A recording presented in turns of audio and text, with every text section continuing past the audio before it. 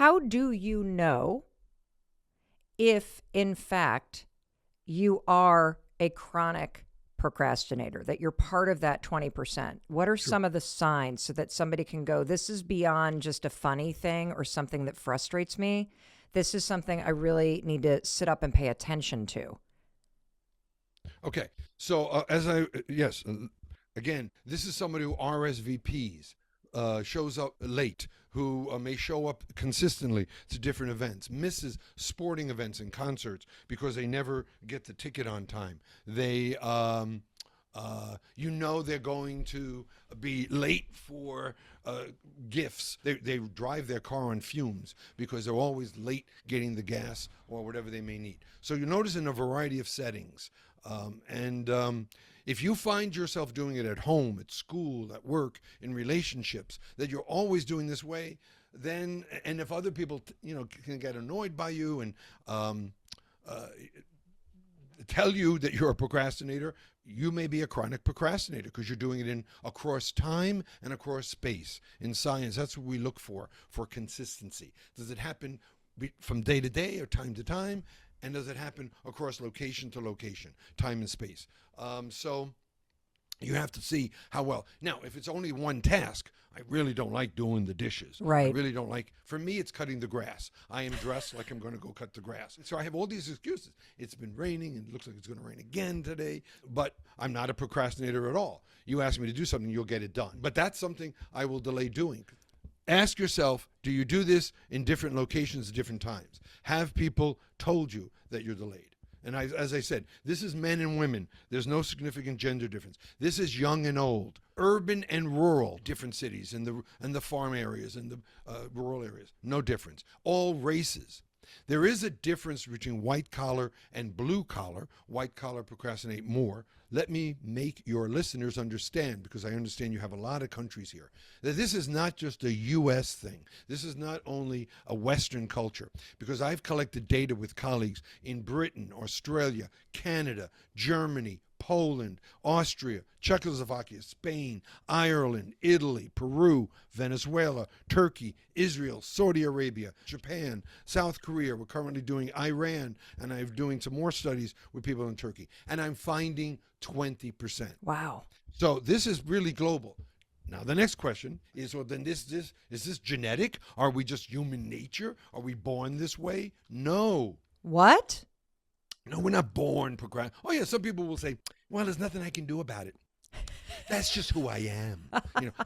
I'm always, no. You learned to be a procrastinator. From who? So you can unlearn it. Oh, from dads. But we'll get, you want Dads? to go there first?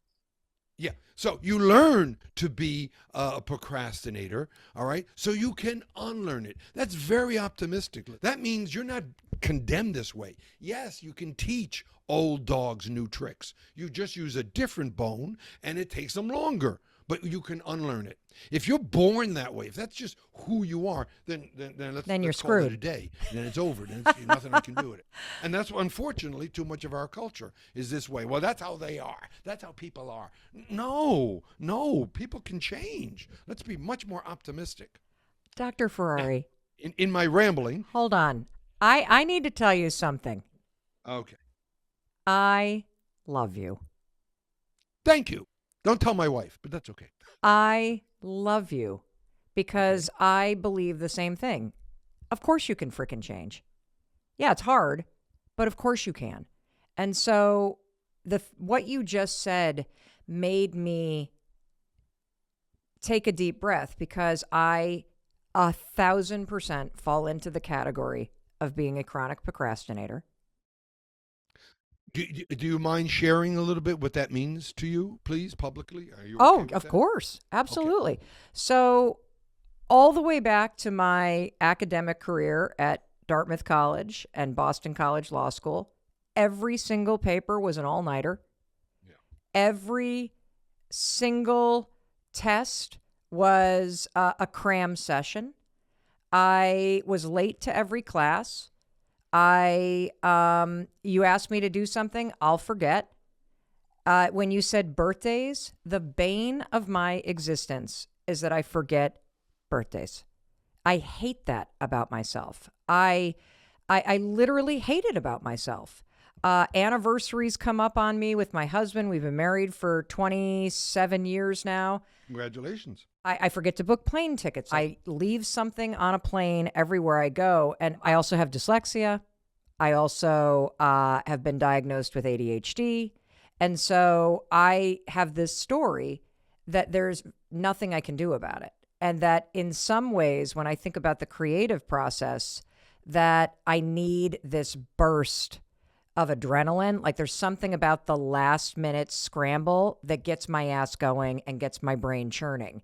And I don't know if that's a story. I don't know if that's a habit. No. I don't know what the hell it is, but it drives me Okay. crazy. It makes me mad that I'm terrible at time management. It makes me embarrassed when I'm late.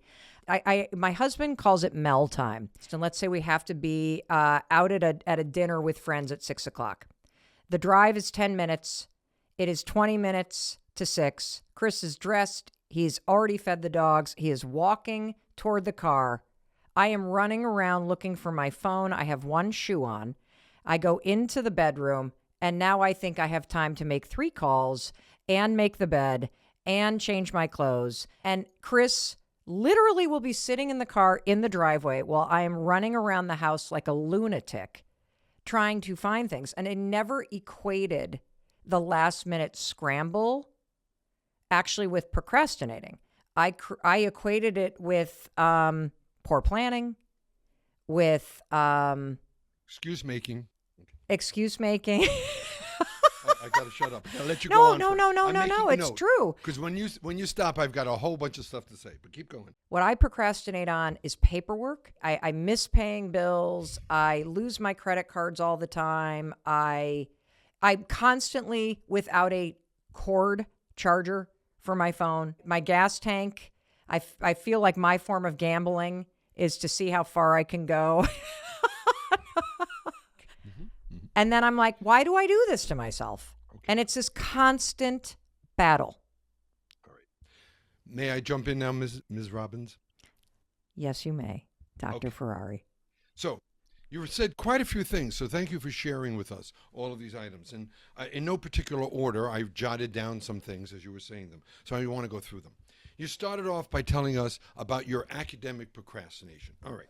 What I have found is that 70% of college students will delay writing, studying, going to that mentor, doing all these things. And 70%. Now, remember, everybody procrastinates, but not everyone is a procrastinator. So the college student might delay studying, reading, writing a paper, cramming at the last minute, doing all that. They may do it. But if there's a free keg of beer in the dorm, they're there. If Lady Gaga is giving a concert for the first 50 people, Lizzo's in the other room, they're there. Yes. Then they're not procrastinators. They procrastinate. When you started off, I was saying, oh, okay, then she's an academic procrastinator, not a chronic procrastinator. But then you did move into other realms. You gave me a nice list of all these different tasks that your 5 million followers have said. My question to all of them, that is very nice, but is that the only thing that you're procrastinating with? Because then again, if it is, then you're just procrastinating. You're not a procrastinator. I'm not sure if you're familiar with, maybe some of your listeners are, with a concept called meta-analysis. It's a research technique. Yep. Okay, and for those who are not familiar, a meta-analysis, a scientist takes previously published studies, takes all of them, enters them into a formula, and looks to see what's most effective based on these bodies of literature. 2 of them have been done on interventions to deal with procrastination. The least effective technique, the technique that will not work with procrastinators, is time management. What works is CBT, cognitive behavior therapy, because you need to change the procrastinator's way of thinking, cognitive, and the way they act, because it's not a question of time management. Time management, stop. It's not going to work. Change the way you think, the way you act. How do we do that? Well, you start with this. You read the book, Still Procrastinating. You start Awesome. with the book, and then you go find a good PhD clinical psychologist who's cognitive behaviorally trained, and you stop the excuse making. One of the things I talk about is they're very good at the but howevers. Oh, yes. I was going to do that, but I could have done. However, so your listener who's a chronic will listen to this and go, well, that was very interesting. That was entertaining. But in my case, blah, blah, blah, blah, blah. What are we talking about? The big P, procrastination. Do not listen to the current media people who are coming out and saying procrastination.